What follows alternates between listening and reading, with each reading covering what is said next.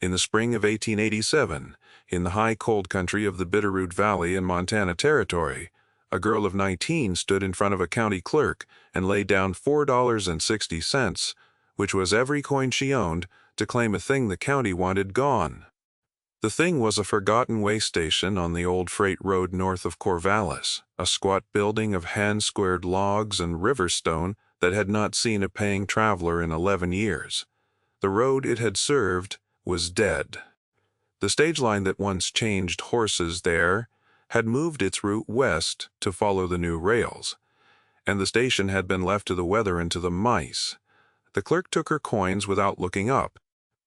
He told her she had bought herself a roof that would fall on her head by winter, and a hearth too big to heat, and a debt of back taxes the county was glad to be rid of. He did not tell her what was under the hearth, because he did not know. No one living knew. That was the whole of the matter, and it would take her the better part of a year to learn it. Her name was Della Marsh, and she had been sleeping in the lee of the livery wall in Corvallis for 3 weeks, when she heard the station would go for the price of its arrears. She was not a beggar, though the town had decided she was. She was the daughter of a stonemason, and her hands knew the trade her father had taught her before the fever took him the winter she turned 17. The 2 years between that winter and this spring had been a slow education in how a town treats a girl with no people and no place. She had cooked in a boarding house until the mistress's husband looked at her too long, and the mistress turned her out for it. She had washed linen until the lye ate the skin from her knuckles.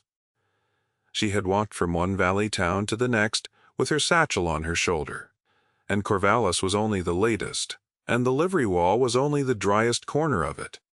What she carried out of her father's death was small and heavy and wrapped in oilcloth at the bottom of her satchel. It was a mason's hammer, the haft worn pale and smooth by a dead man's grip, and a set of cold chisels, and the knowledge of how stone is laid and how it is read. A wall, her father had told her, will tell you everything if you put your hand on it and ask the right way. She had not understood him then. She would come to understand him before the year was out.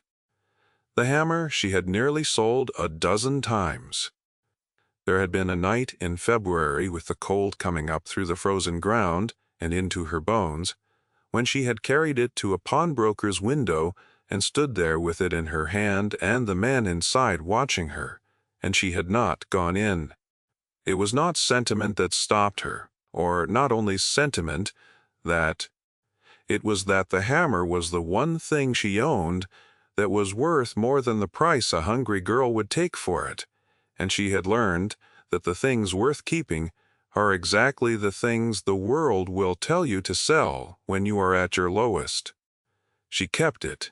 She went back to the livery wall and she kept it, and 3 weeks later she laid down $4.60 for a building, and the hammer was the reason the building was worth buying. A roof and 4 walls were nothing to a girl who could not mend them. To a mason's daughter they were a trade with a place to practice it. Stay with me through the cold part of this story, because what she found was worth the waiting. She did not know it yet. You will. The men outside the clerk's office laughed when she came down the steps with the deed folded into her glove. One of them, a freighter named Pruitt with a beard the color of old rope, called out that she had bought a tomb and asked who she meant to bury in it. The others took it up. A girl with a station, and no horses, no stage, no road that went anywhere. A soul wished to go. They were not cruel men, only small ones, and their laughter was the easy kind that costs nothing, and means nothing, and is forgotten by the men who spend it. Della did not forget it. She did not answer it either.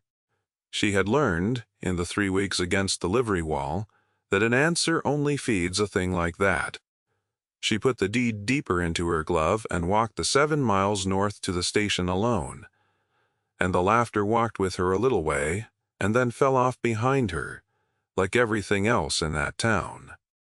The way station sat in a fold of land where 2 creeks met, with the dead road running past its door, and the mountains standing blue and enormous to the west. Up close it was worse than the clerk had promised, and better than she had feared. The roof had failed at the north corner, and a drift of last autumn's leaves had blown in and rotted into black loam against the inner wall. The windows were gone, the glass long since carried off, the frames gray and split.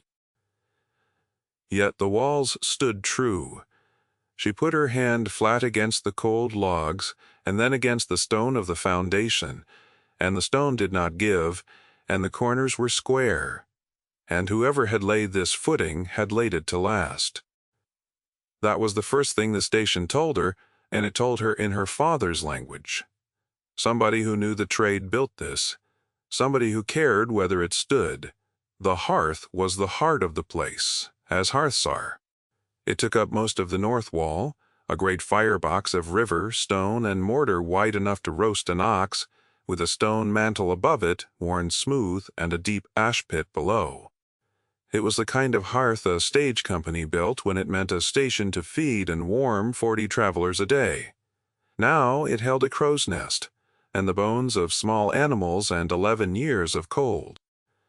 Della stood before it that first evening with the last light going blue in the empty window holes, and she understood that the hearth was both her enemy and her hope.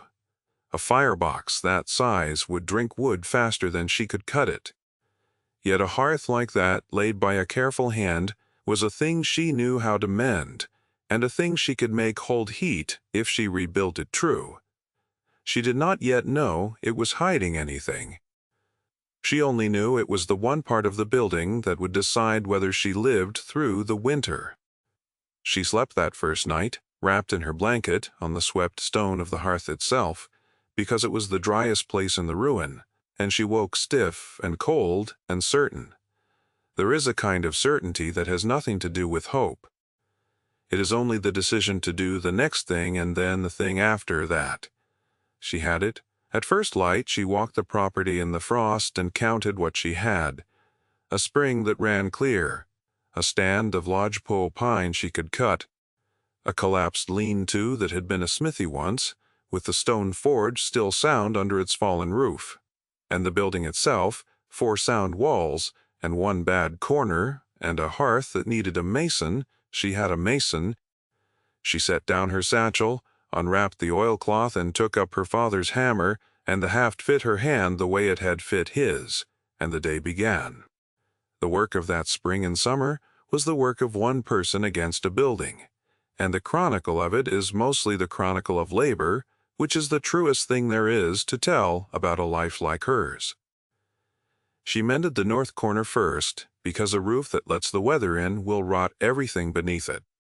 She cut and dragged and notched new logs, and she learned that a thing her father did in an hour took her a day, and she did it anyway. The first log she felled came down wrong and pinned itself in the brush, and it took her a half a day with a lever and a borrowed length of chain to free it. And when it was free, she sat down in the wet duff and did not cry, because crying was a thing she had given up the way other people give up sugar, as a luxury she could not afford. She reset the stone where frost had heaved it. She found that the old mortar in the foundation had been mixed with a lime she could match if she burned her own from the creek-bed stone in the sound forge of the old smithy, and so she learned to burn lime, alone, reading the color of the fire the way her father had taught her to read it. And the first batch was no good, and the second was passable, and the third was as good as anything her father ever mixed. She glazed 2 windows with isinglass, scraped from a peddler's cast-offs, and shuttered the rest. She set the door back on hinges. She forged cold in the old smithy, hammering iron she pulled from the wreck of a freight wagon rusting in the creek bottom. She killed a rattlesnake in the woodpile with the flat of a shovel and skinned it and ate it, because meat was meat, and pride was a thing for people with full bellies. By the time the serviceberry bloomed, she had a roof that held and a door that latched, and she had not spoken to another human being in 9 days, and she found that she did not mind it as much as the town would have supposed. The silence up at the station was a different thing from the silence against the livery wall. The wall's silence had been the silence of being unwanted. The station's silence was the silence of being busy, of having a thing to do that was hers, and there is no loneliness in that kind of quiet, or very little, or none, she would admit to. The old man came in June. He came up the dead road on a mule as old as he was, and he stopped at her mended door and looked at the new logs in the north corner for a long while before he spoke. His name was Asa Greer, and he had a face like a dried apple, and eyes that missed nothing, and he had lived on a quarter section 2 miles east for 40 years, since before the station was built. He sat his mule and studied the corner the way another man might study a horse he was thinking of buying, and at last he said that the notching was good work and asked who had done it for her. Della was splitting, kindling at the block, and she did not stop. She told him she had done it herself. The old man was quiet a moment, and then he climbed down off the mule, slow the way old men climb down off things, and walked to the corner and put his own hand on the new log and the joint where it met the old, and he did not say anything else about it, which was its own kind of saying. He told her he had watched the place die. He told her he had not expected to watch anyone try to bring it back, least of all a slip of a girl with a mason's hammer. He did not say it unkindly. There was no mockery in it, only the plain surprise of a man who has lived long enough to stop expecting to be surprised. Della offered him water from the clear spring, dipping it cold into a tin cup, and he drank it standing, looking at the great hearth through the open door, and she watched his eyes go to it and stay there. She asked him what he knew about who had built the station, and the old man's face changed, a small change the way a still pond changes when something moves under it, and that was the first thread of the thing that lay under the hearth, though neither of them knew it then. Asa Greer told her the station had been built in the autumn of 1868 by a man named Tom Coyle, an Irish stonemason who had come west with the freight roads and stayed to lay their stone. Coyle had built the footing in the great hearth himself, the old man said, and had been proud of the hearth the way a man is proud of the best thing his hands ever made. He had run the station with his wife for 4 years, fed the travelers, changed the horses, and kept a strong box for the stage company, because the station was a relay point where the company's gold and the travelers' valuables were held overnight between coaches. And then, the old man said, in the spring of 1872, Tom Coyle had been called a thief and run off the land, and the station had begun to die from that day, though it took the road another decade to finish the job. Della asked what Coyle was supposed to have stolen. The old man looked at the hearth a long moment before he answered. The spring payroll, he said.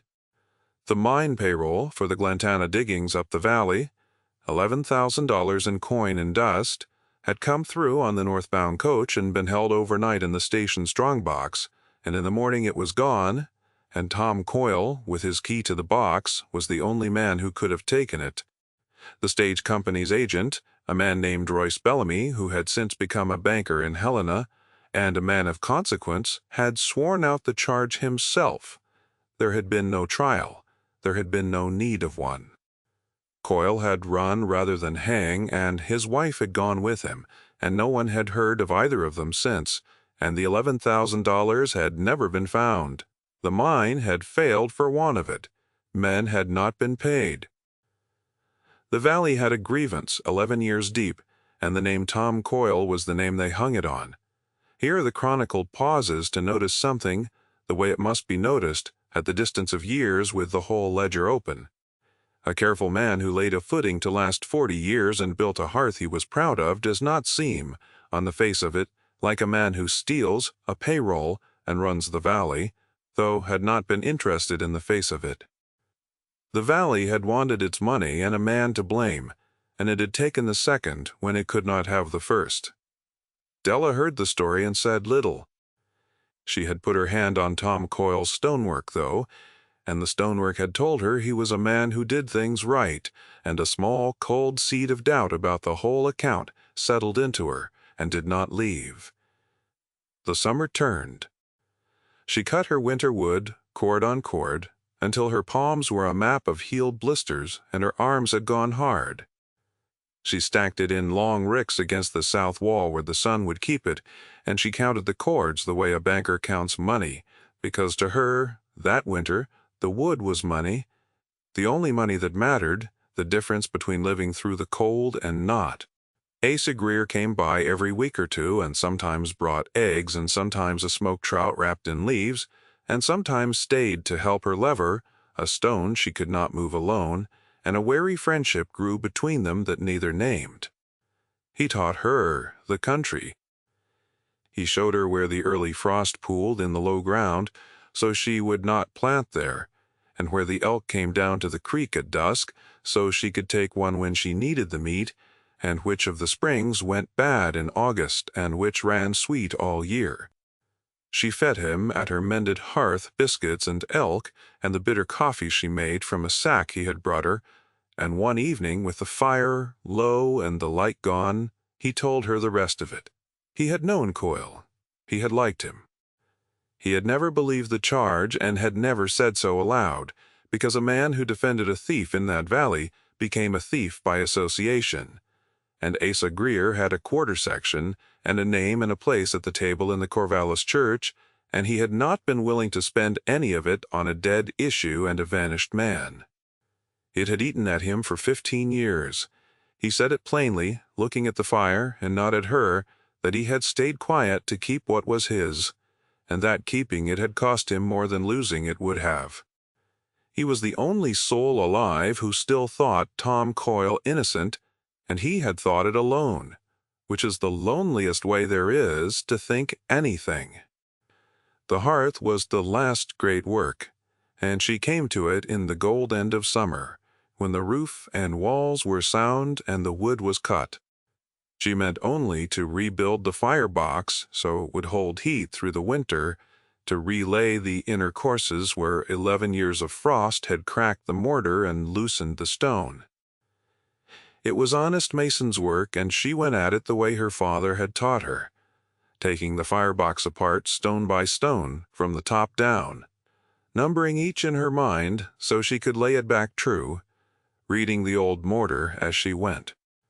Her father had taught her that a wall comes down the way it went up, in reverse, and that a careful man can take a thing apart and put it back so that no one would ever know it had been moved, and that the proof of a mason is not how he builds, but how he reads what another mason built. She read as she worked. She saw where Coyle had used a harder mortar at the corners and a softer mix in the field, the way a knowing hand does. She saw that the stones were chosen, not just gathered, each one set with its best face out and its flattest bed down. It was the work of a man who loved the work, and the more of it she took down, the more certain she became that whatever else Tom Coyle had been, he had not been careless, and a careless man and a thief are nearer kin than the valley knew. And the old mortar told her something. Whoever had built this firebox had built two of it. There was the firebox a traveler saw, and behind its lower courses, set into the thickness of the great chimney base, there was a second face of stone that no fire had ever touched, laid by the same hand, fitted with the same care, and meant never to be seen. She found the seam of it with her fingers before she found it with her eyes, a hairline where two faces of work met that should have been one solid mass, and she stopped, and she sat back, and she put her hand flat against the cold inner stone the way her father had taught her, and asked it the right way. The stone answered. "There is a room behind me," it said, in the only language stone has, which is the language of how it is laid. A man does not build a false face into a chimney for nothing. She found it on a still afternoon in September, with the light coming long and amber through the west window and dust hanging in it. She had pulled the firebox down to the level of the deep ash pit, and where the floor of the pit should have been packed earth over bedrock, her chisel rang on dressed stone. She cleared the cold ash with her hands.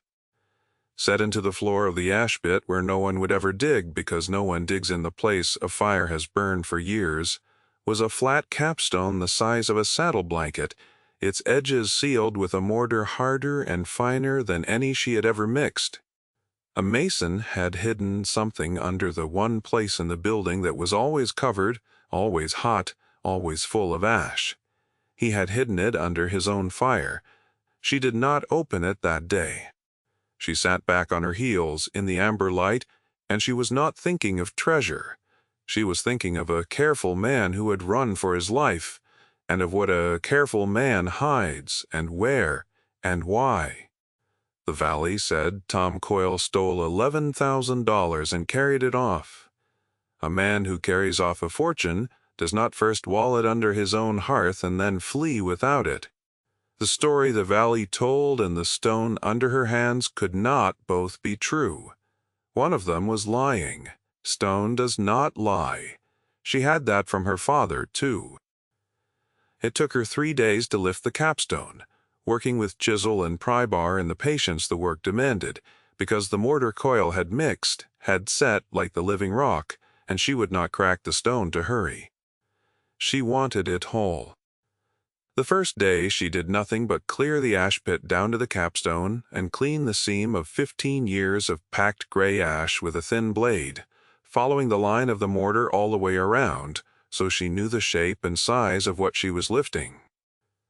The second day, she worked the mortar itself, scoring it with the chisel a fraction at a time, soaking it with water from the spring to soften what she could, prying nothing, yet only opening the seam, because she knew that a stone forced before its bed is freed will break at the weakest point, and she had not come this far to be the one who broke what Coyle had kept whole. Her hands cramped. The light went, and she lit the lantern and worked on. And Asa Greer's mule was not there, and no one knew where she was, and the only sound was the small ring of the chisel and her own breath. On the evening of the third day the seal gave all at once with a sound like a held breath, let go, and a smell came up out of the dark below, cold and dry and old, the smell of air that had been sealed away from the world for 15 years. She did not reach in at once.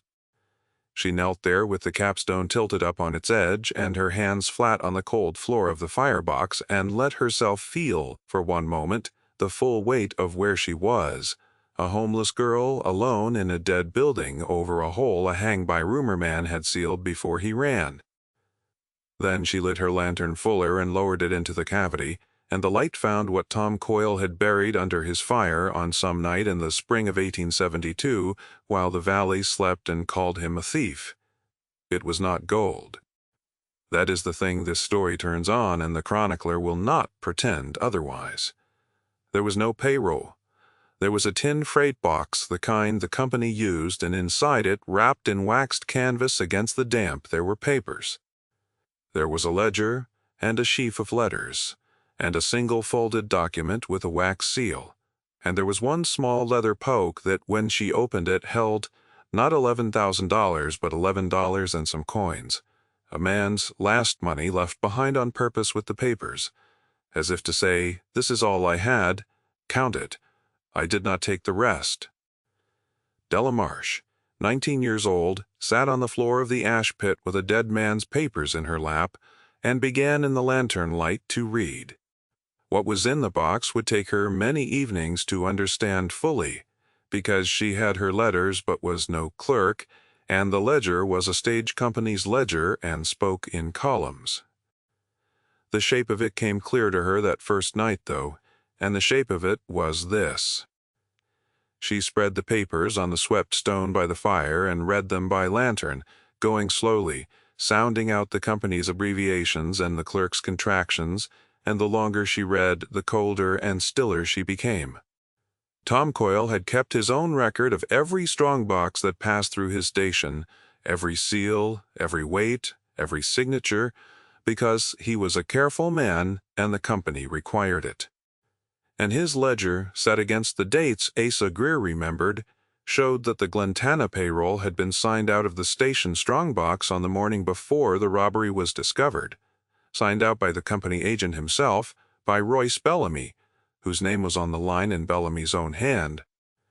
The money had left the station in Bellamy's keeping while Coyle stood witness. The robbery, the Valley remembered, had been the discovery of an empty box the next day, and the man who had emptied it and signed for its contents was the same man who had then sworn the theft against Tom Coyle and ridden away to become a banker in Helena. She read the line with Bellamy's name on it 3 times, and then she set the ledger down and went out into the dark and stood under the cold stars for a while because the weight of it needed somewhere to go, and there was no one to give it to. A man had built this hearth and run a cleaning station and kept an honest book, and another man had used that honesty as the very rope to hang him, signing his theft into Coyle's own careful record, where it sat as plain as a fence post for 15 years and was never read, because the only people who might have read it had been told there was nothing to read. She went back inside and read on. Coyle had seen it. The letters told that part. They were drafts, copies, a careful man keeps, of letters Coyle had written to the company and to the territorial marshal, laying out the dates and the signatures, and asking for an accounting. None had been answered. The last of them, written in a cramped and hurried hand, said that he had been warned to leave the valley or be hanged on the agent's word, that he had no money to fight a man of consequence and no friend who dared stand with him, and that he was sealing the truth where it would keep, under the hearth he had built, against a day when someone might dig where the fire had been and find that an honest man had told it true. He had not been able to clear his name, so he had buried the proof of it and trusted the stone to outlast the lie. The stone had outlasted it by 15 years and waited for a mason's daughter. Della sat with that for a long time before she did anything because the doing of it was not simple. The man who had been wronged was dead, or as good as gone 15 years with his wife into a silence that had swallowed them. The man who had done the wrong was alive, rich, respected, a banker in the territorial capital with money enough to bury 1 freight box of old paper and 1 homeless girl who produced it. Asa Greer, when she showed him, wept, which she had not expected, the slow tears of an old man who has carried a thing alone for 15 years and learns at last that he was right to carry it. He had liked Tom Coyle. He had been ashamed, every day for 15 years, that he had not spoken. He told her that bringing this forward would set Bellamy's lawyers on her like dogs, and that she should think hard before she lit that fire. Della told him she had not dug up the truth to bury it again. She said it quietly, though, and she did think hard all through the first snow. What she did was not loud. She had no taste for confrontation and no power for it, and the style of justice that suited her was the style her father's trade had taught her, which is to make a thing true and let the truth bear the weight. She did not go to Helena and accuse a banker. She copied the ledger pages and the letters out in her own careful hand, twice over, against the chance that the originals were lost or taken, and she wrapped 1 copy in oilcloth and sealed it under a flat stone in the smithy floor, because a woman who has found one thing under a hearth understands the value of a second copy in the ground. Then she carried the originals to Corvallis. She found there a man who could be trusted with them, the editor of the Valley's small newspaper, a consumptive and stubborn man named Lyle Hatcher, who had come west for his lungs and stayed for the work, and who had never liked the smell of the old Coyle business. She laid the box on his desk among the type trays and the ink, and let him read. He read for a long time, coughing into a gray handkerchief, turning the pages slowly, and when he came to Bellamy's signature, he stopped and looked up at her over his spectacles and asked her if she knew what she was holding. She said she did. She did not tell him what to think. She had learned that an honest thing shown plainly does its own arguing. Hatcher published it across 4 issues that winter, the ledger columns set in type, the signatures described, Coyle's own letters printed entire, the dates laid against each other so that any man in the valley who could read could see what had happened to the Glentana payroll. He named Bellamy because the documents named him. The first response from Helena was a lawyer's letter, threatening ruin, a long and elegant thing full of the word slander. The second was a quieter thing, and offered to make a generous gift to the newspaper if certain matters were allowed to rest. Hatcher printed both letters too, side by side, under a single line of his own that said a paper which can be bought is not worth the buying, which is the kind of answer a stubborn man with failing lungs and nothing left to lose can make to a man of consequence. And the valley, which had wanted its money and a man to blame for 15 years, slowly understood that it had blamed the wrong man, and that the right one had been collecting interest on the lie in a marble bank 2 days north. Royce Bellamy was never tried. The chronicler will be honest about that, because the truth of these things is rarely as clean as a story wants. He was old by then and powerful, and the territory was a place where a powerful old man could outrun a great deal. A reputation is a structure too, though, and his had been built on the one stone of the Coyle theft, the proof of his own honesty being that he was the man who had caught a thief, and when that stone was pulled, the rest of it would not stand. Men who had banked on his word took their accounts elsewhere. An inquiry was opened that he spent the last of his influence delaying. He died within 2 years in Helena, in a house with the shutters closed, a man whose name had curdled in the mouths of the people who once said it with respect. He was undone not by a gunshot or a confrontation in the street, but by the patient weight of a truth that had been waiting under a hearth for him the whole time. And the chronicler finds that a fitter end than any bullet. The money was never recovered. Bellamy had spent it or hidden it past finding 15 years before, and that part of the wrong could not be made right, for the mine was long failed and the men who had gone unpaid were scattered or dead. The thing Della had set out to restore was never the money, though. It was the name. In the spring of 1888, 1 year after a girl of 19 laid down $4.60 for a tomb, the territorial recorder struck the charge of theft from the name of Thomas Coyle and entered in its place a finding that he had been falsely accused, and Lyle Hatcher printed that too on the front of his paper. One, the largest type his press could set. Asa Greer rode into Corvallis to read it nailed up outside the newspaper office, and the old man stood in the street in the mud of the thaw and took off his hat to a dead friend and did not care who saw him do it. They never found Tom Coyle or his wife, living or dead. Della spent some of the small money the newspaper raised on letters of inquiry to the coast and the south, and traced a Thomas and Mary Coyle to a homestead in the Oregon country who had died within a year of each other in 1879, 7 years before their name was cleared, having lived out their days under a half-changed name as never knowing that the truth they had buried would surface, never knowing they would be believed at last. That is the hardest thing in the whole account, and the chronicler will not soften it. They did not live to be vindicated. The justice came, but it came too late for the two people who had needed it most. The frontier was full of justice that came too late.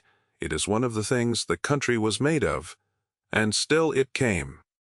And it came because a man who could not save himself had trusted his own good work to keep the truth, and because a girl the town had thrown away had hands that could read what he left, and the patience to dig where the fire had been.